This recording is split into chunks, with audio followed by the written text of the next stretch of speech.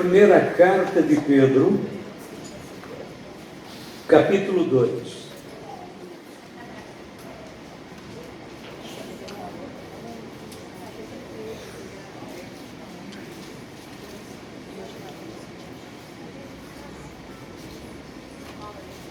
Glória a Deus. Carta de Pedro, primeira carta, capítulo 2, versos 21 ao 24.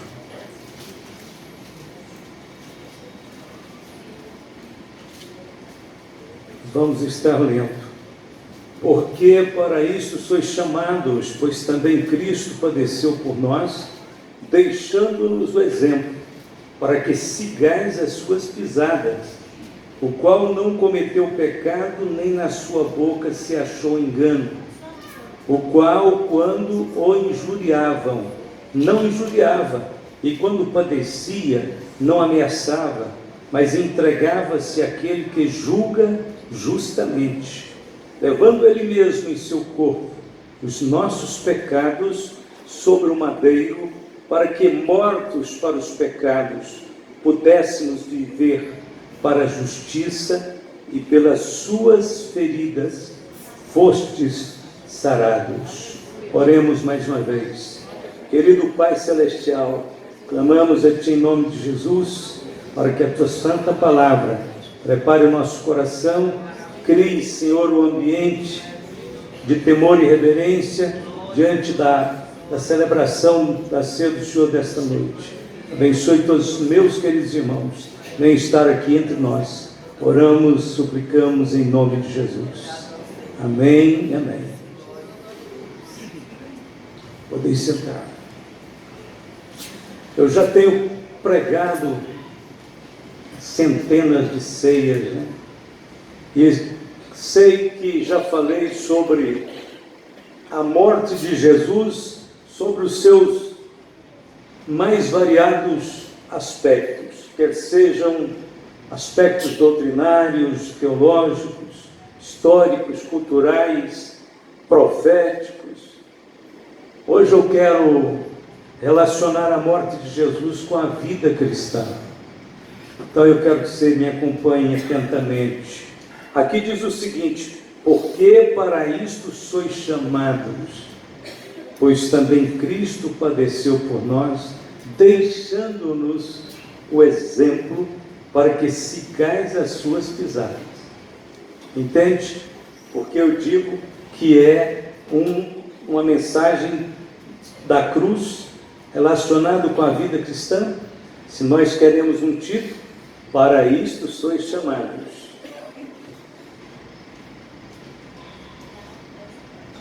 A razão pela qual nós fomos chamados, segundo este texto, então, é para seguir o exemplo deixado pelo Senhor. Para isto sois chamados. Além de ser Salvador, Cristo é também o nosso exemplo. A sua morte na cruz foi o pagamento da dívida do pecado, mas também se tornou no exemplo para a vida cristã. E nesses breves minutos eu quero mostrar isto, a morte de Jesus como um verdadeiro chamado para a vida cristã, um chamado para seguir, para crer e para seguir. Então, a primeira ideia que nós temos aqui neste texto é que a morte de Jesus tem uma mensagem.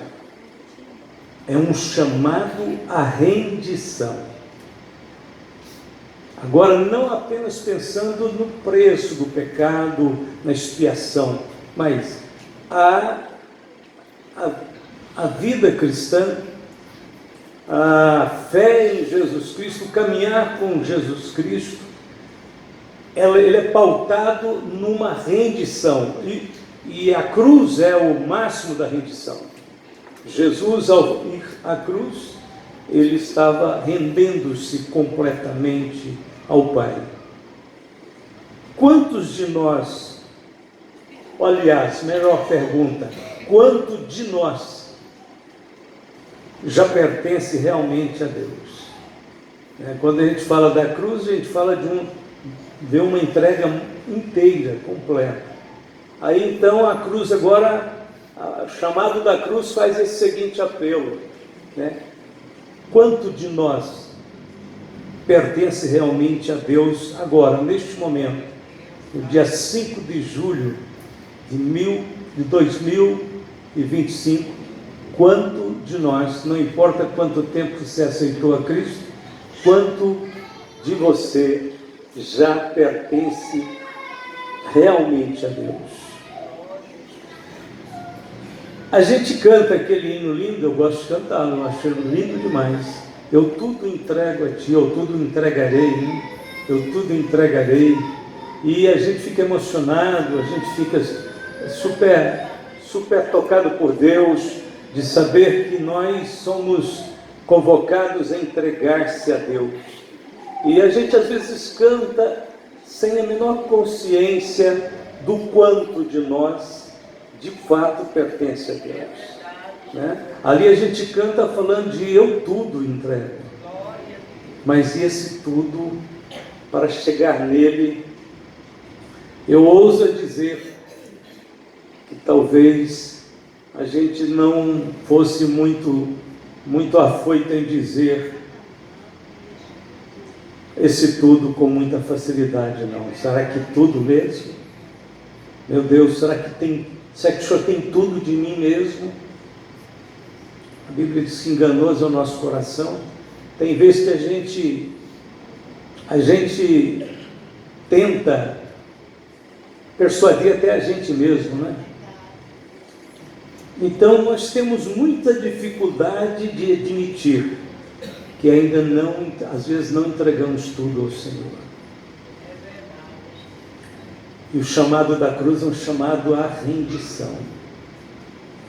A Bíblia diz que Ele é exemplo e nós devemos seguir as suas pisadas.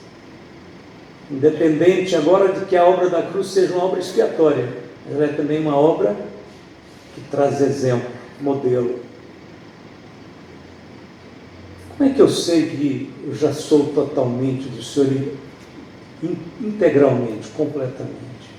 Eu sei que não há reservas na minha mente em que eu diga, olha, tudo que diz respeito à minha vida, Deus pode mudar, tocar, transformar, tirar, colocar, mas chega num ponto X ali, eu digo só isso que eu acho quase impossível. Olha, irmãos, primeiro, admitir que não entregamos tudo não é pecado. Sabe o que é o pecado? O que é mais pecado?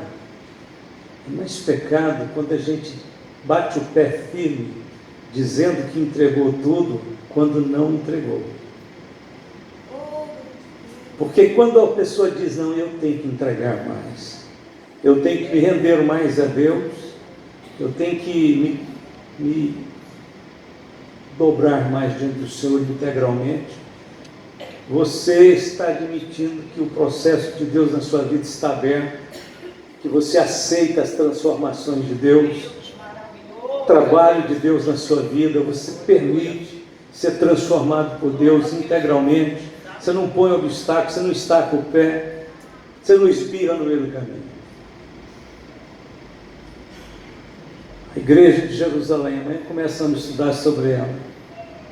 A igreja de Jerusalém estava em franco progresso, e de repente as pessoas querem doar e querem levar para os pés dos apóstolos ofertas, contribuições, donativo, quer fazer a igreja crescer rápido, e um casal vende uma propriedade, senta na mesa, coloca o dinheiro que receberam na mesa, conta, era muito bom dinheiro, e parece que tudo indica que eles tinham feito um ótimo negócio naquela venda, vendendo talvez quase o dobro do que valia. E aí eles dizem o seguinte: nós vamos levar uma grande contribuição para a igreja também. Está todo mundo levando, nós vamos ficar para trás. E aí o marido diz o seguinte: olha, Tem 1 milhão aqui. Até hoje, quem deu mais lá na igreja, todo mundo está dando, mas o pessoal é simples, pobre. Quem deu mais até hoje lá foi um fulano de tal que deu 50 mil reais. Nós temos 1 milhão. Vamos levar 500, vai ser a maior oferta, a maior contribuição do ano. Minha esposa, você que sabe, vamos levar então. Mas no meio do caminho ele diz assim: eu vou falar que é tudo. O preço integral da venda. Chegou, depositou o dinheiro nos pés de Pedro, disse: olha, Pedro, isso é para a obra de Deus, é toda a venda da minha propriedade, eu estou trazendo de uma vez. É muito dinheiro, era muito dinheiro mesmo, a metade.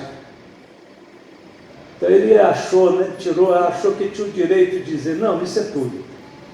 E a hora que ele deu os 500 mil reais, dizendo que era tudo e não era, o Espírito de Deus levantou-se e disse: por que mentistes?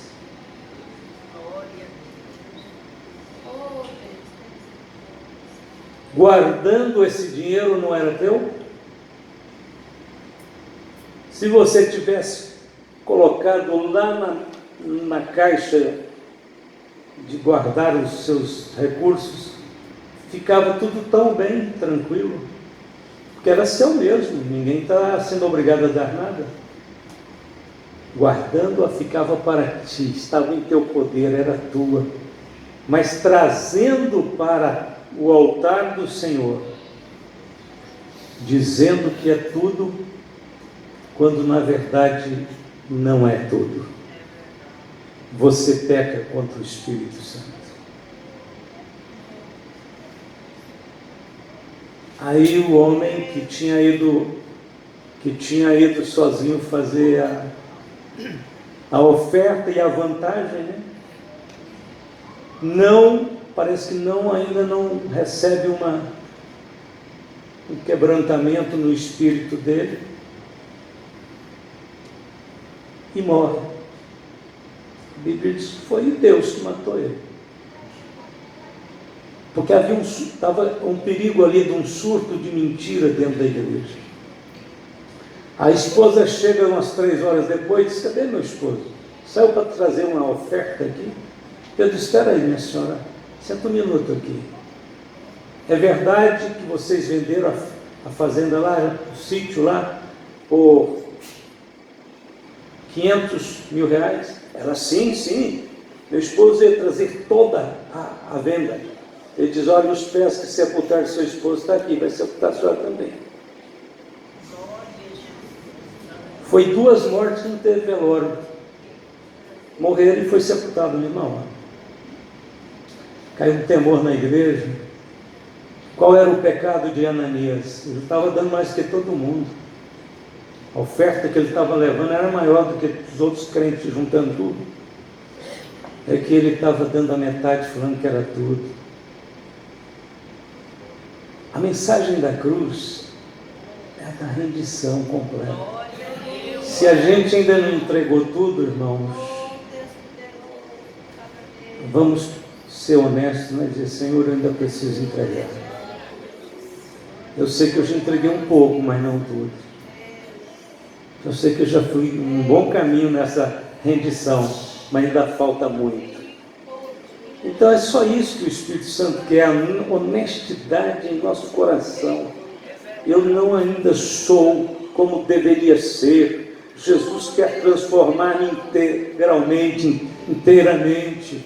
A entrega que Ele espera de mim, eu estou retendo algumas coisas dele, mas não diga que já entregou tudo quando não entregou. Isso já causou morte uma vez, pode causar de novo. A mensagem da cruz, como exemplo dado por Cristo, é um chamado à santificação. A Bíblia diz assim: o qual não cometeu pecado, nem na sua boca se achou engano. O pecado é incompatível com a natureza de Cristo. A primeira regra cristã com respeito ao pecado é: não pequeis. Essa é a primeira regra. Número 1, regra áurea. Qual é a regra, pastor, para mim com respeito ao pecado? Não pequeis. A segunda regra: se pecar, não permaneça no pecado. Meus filhinhos, essas coisas vos escrevo para que não pequeis. Se alguém pecar, temos um advogado para com o Pai, Jesus Cristo, o justo. E Ele é a propiciação pelos nossos pecados, não somente pelos nossos, mas também pelos de todo o mundo. 1 João 2, 1 e 2. Se um cristão permanecer no pecado, a sua santificação será destruída. A Bíblia diz: porque não nos chamou Deus para a imundícia, mas para a santificação. Portanto, quem despreza isto não despreza o homem, mas sim a Deus, que nos deu também seu Espírito Santo. Uma forma de fortalecermos a santificação é alimentando a esperança de encontrarmos com Cristo. Eu vou encontrar com Cristo. Se você andar por este mundo em toda a sua peregrinação terrena, você andar dizendo todos os dias: eu vou encontrar com Cristo. Meu encontro com Cristo pode ser hoje, se não for hoje pode ser amanhã, se não for amanhã vai ser neste mês, mas eu vivo caminhando para encontrar com Cristo.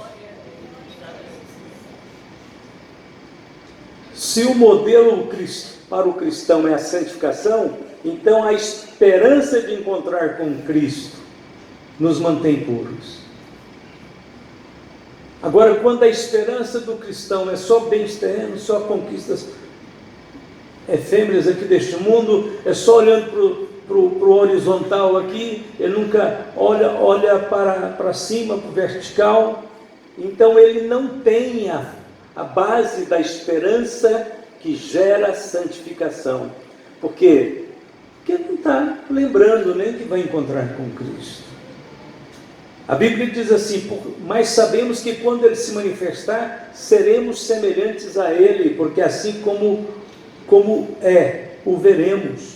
E qualquer que nele tem esta esperança, purifica-se a si mesmo, como também Ele é puro. 1 João 2, 3, 2 e 3.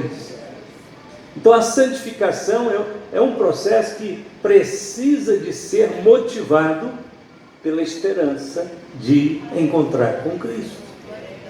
Santificação não pode ser apenas assim: olha, eu vou procurar separar do pecado, das coisas mundanas, para mim ser um crente cheio do Espírito Santo, bem evidente na igreja. Não começa por esse lado, que aí está muito assim o homem no centro, entende? É muita promoção do homem. Comece pensando assim: eu preciso ser santo, que eu vou encontrar com Jesus. Eu vou encontrar com Jesus. Se você marcar uma audiência com o governador do estado, você, no dia da audiência, você já começa cedo, são os homens já barbeando, mandando aparar o cabelo, vendo a roupa certa para encontrar com o governador. Você já começa a fazer toda uma preparação, porque você vai encontrar com uma autoridade digna, grande, né, honrosa. E assim nós estamos caminhando para encontrar com o Senhor, os senhores. A Bíblia diz que quem tem nele essa esperança, purifica-se a si mesmo, porque assim como Ele é, o veremos, e nós seremos semelhantes a Ele. Então o chamado da cruz é um chamado à santificação. A Bíblia diz que Jesus não cometeu pecado. Não é esse o exemplo? A Bíblia diz que temos que andar nas suas pisadas. Então o pecado, voltando naquelas regras, a primeira regra para o cristão é não pequeis. Segunda regra: se pecar, não permaneça no pecado. Sai fora, busca a Deus, clama ao Senhor pela santificação da sua vida.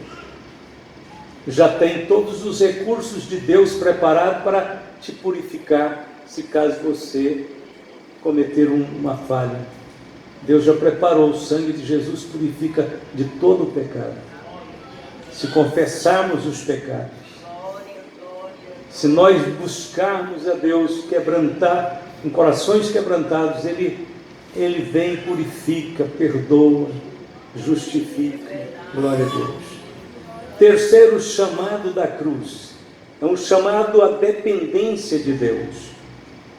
Está escrito lá: o qual, quando injuriavam, não injuriava, e quando padecia, não ameaçava, mas entregava-se àquele que julga justamente.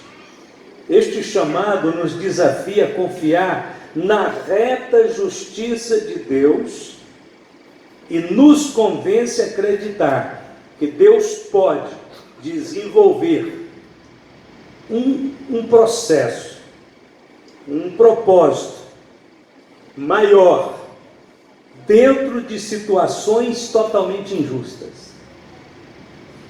Para Deus pegar uma situação completamente injusta, porque o que machuca, o que dói, o que te agonia, é quando você não deve e é acusado, e é perseguido, você é colocado dentro de uma situação injusta. Aí você fala: meu Deus, esse é o fim da picada, né? Eu que não devo, estou procurando andar certo, olha o que estão falando de mim, olha o que estão inventando de mim, né? Então é o seguinte, mas Jesus entrou dentro do processo mais injusto que existe na história. Ninguém foi julgado e condenado mais injustamente do que Jesus. Ele não devia um alfinete daquilo que eles acusavam ele. O que ele fez? Entregou-se àquele que julga justamente. E Deus estava fazendo, dentro daquela situação injusta, dentro daquela situação completamente improvável, Deus estava fazendo algo muito maior, que era a salvação de nossas almas. Portanto, quando a gente depende de Deus, a gente confia que Deus está totalmente, o tempo todo, Ele está trabalhando para confirmar a sua espiritualidade, a sua comunhão com Ele, a sua integridade. Não importa se no presente você está sendo colocado como um criminoso, como um marginal, como uma pessoa perigosa, e você não deve nada, vai servindo a Deus, não desespera. E se você quer confiar mesmo no Senhor, plenamente no Senhor, se você quer confiar e esperar mesmo Deus como advogado, não ajuste nenhum advogado. Se aquele já é seu advogado, então fique tranquilo.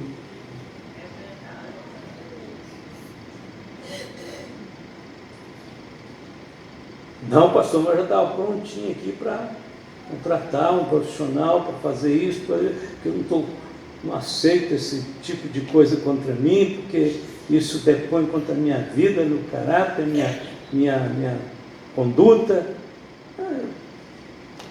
Não é disso, irmão. Será que alguém tinha medo? Será que alguém tem mais caráter do que Jesus? Jesus ficou caladinho? Por que nós não podemos ficar? Jesus permitiu que batesse nele? É chato apanhar, né? Principalmente se apanhar no rosto. Jesus bateu no rosto dele dezenas de vezes. É humilhante, né, irmãos? Levar pancada na cabeça, levar chute, cuspe, te chamar, zombar de você, te escarnecer de você, tirar sua roupa, pôr uma capa feia, vermelha, esquisita sobre você, te chamar de rei, falar: cadê rei? Fala aí alguma coisa, cadê? Profetiza, quem te bateu? Irmão, tem algo mais ultrajante? A Bíblia diz que Jesus não revidou, não entrou em confronto, não ameaçou, mas entregou-se àquele que julga justamente. E estamos chegando a um tempo em que todos os algozes, todos os inimigos, todos que levantaram-se contra o Senhor, contra o seu ungido, a Bíblia diz que Deus rirá deles e os abaterá. A Bíblia diz que até mesmo aqueles que traspassaram o verão, e eles vão vê-lo, sabe como? Vindo com grande poder e glória sobre as nuvens do céu. Vai chegar o dia, chega a hora. Então esta mensagem da cruz é a mensagem que nos chama a dependência de Deus. Jesus confiou plenamente em seu Pai e nós também devemos confiar. Não é isso o exemplo que a Bíblia diz que temos que seguir? Sigais as suas pisadas.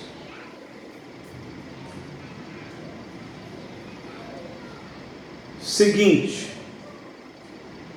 a mensagem da cruz também é um chamado à nova vida.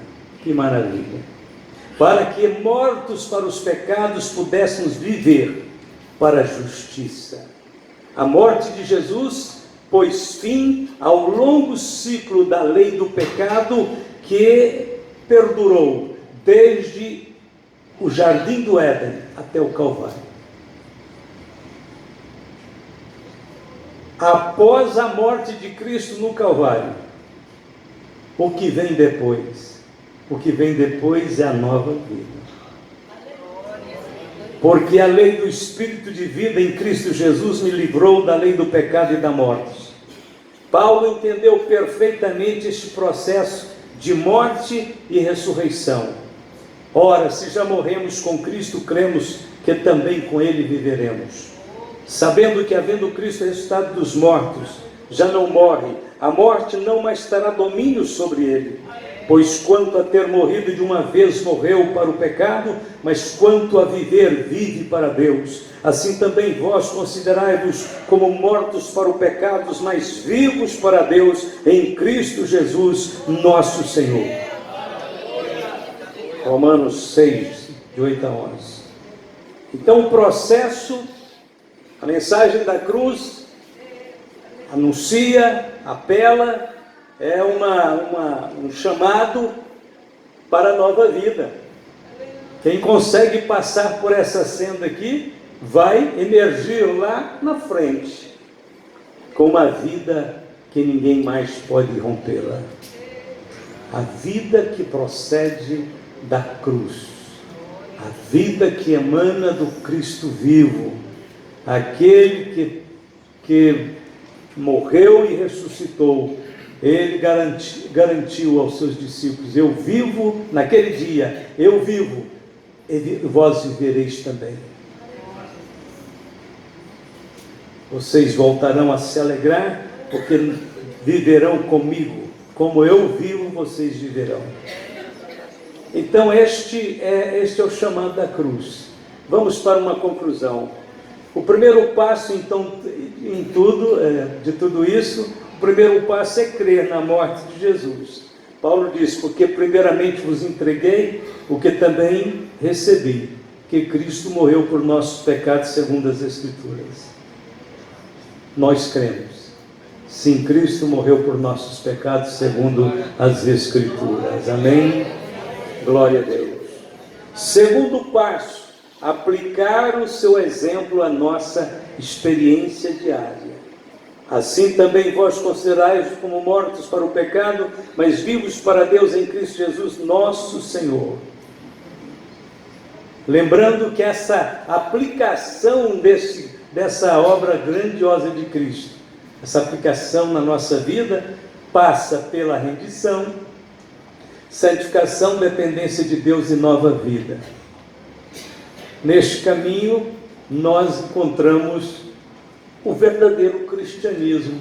A vida cristã normal é esta, em que nós sabemos que todas essas atitudes que nós tomamos, observando Cristo e procurando colocá-las em prática na nossa vida, não são essas atitudes que nos salvam, é a sua morte na cruz. Mas ao aplicarmos tudo isso em nossa vida, nós passamos a ser uma demonstração viva do poder do Evangelho de Jesus Cristo. Nós passamos a ser a testemunha viva de Deus na terra. A nossa vida, norteada por esses princípios, ela é uma pregação impossível de ser contestada, e que à medida que os cristãos vivem essa plenitude, o mundo tem que dizer: verdadeiramente só o Evangelho pode transformar uma pessoa nesse nível, nessa profundidade. Foi a partir de cristãos que entenderam isso e viveram isso, é que começou a se chamar os discípulos de cristãos. Ou seja, eles parecem Cristo, porque adotaram o princípio de andar pelas pisadas de Cristo, após as pisadas de Cristo, seguindo o exemplo do Senhor Jesus. Então isso é muito mais do que uma simples doutrina, isso é a vida diária do cristão, seu dia a dia. Experimente colocar isto em prática, irmãos. Você vai ver que a hora que você romper a primeira barreira, que é aquela barreira assim: não, ninguém aguenta uma coisa dessa, não, até aqui fui bem, mas daqui para frente eu não vou aceitar. Mas você passar isso aí, a que você conseguir vencer essas primeiras etapas de querer se auto-justificar e dizer: não, eu tinha razão de falar alto, eu tinha razão de confrontar, eu tive razão de querer me justificar. A hora que você passar disso aí e dizer assim: olha, eu já estou morto, Cristo vive em mim, a vida que vivo agora, viva na fé do Filho de Deus. A hora que você passar isso aí, você vai experimentar a vida abundante que Cristo disse que ia trazer. Poucas pessoas já experimentaram e estão vivendo a vida abundante, porque a gente põe limites nela. A gente põe limites quando chega nesses pontos nevrálgicos, né? Em que a nossa fé tem que entrar em ação, a nossa intimidade com Cristo tem que estar evidente, porque senão, do contrário, a gente fica igual o ímpio mesmo. A gente fica igual o ímpio mesmo, daqui para ali. É fácil uma pessoa que frequenta a igreja, diz que é crente, ficar meia hora ímpia. E olha que a gente é pior do que os que não querem passar por aqui. Mas se você vencer isso é a minha vida é do Senhor, né? É aquele cântico: na minha vida é do Mestre, a minha vida é do Mestre. Louvado seja Deus. Vamos curvar a cabeça. Eterno Pai Celestial, mais uma vez, Senhor, nós estamos confrontados pela palavra viva de Deus, pelo Teu Espírito que move nossos corações e apela para que sejamos, Senhor, vasos prontos para serem moldados nas mãos do oleiro celestial. Obrigado, Senhor. Queremos ter progresso em nossa vida cristã, Senhor. Queremos ser, Senhor, uma demonstração da sua vida plena neste mundo. Queremos ser uma testemunha viva, Senhor. Que não precisemos falar, que nossa própria maneira de viver seja uma pregação, convencendo este mundo ímpio, pecador, de que Cristo está vivo e o seu poder transformador está agindo a favor daqueles que temem o seu nome. Senhor, abençoe cada um de meus irmãos Entra nas áreas específicas da vida, da mente, do coração. Vai, Senhor, sondando, prescrutando, transformando, Senhor, fazendo com que nosso coração obedeça a Tua vontade, a Tua palavra, o Teu querer. Abençoando, Senhor, que tudo cumpra conforme a vontade do Senhor. Nós oramos entregando em Tuas mãos ainda um pouco mais da nossa vida, até que toda ela esteja rendida a Ti, Senhor. Pelo Teu Espírito nos leva gradativamente a esta comunhão plena com o Senhor. Nós precisamos e dependemos de Ti. Só no Senhor encontramos paz, vida, alegria, felicidade. Só no Senhor encontramos, Senhor, a esperança da vida eterna. Obrigado por essa noite feliz, por este momento.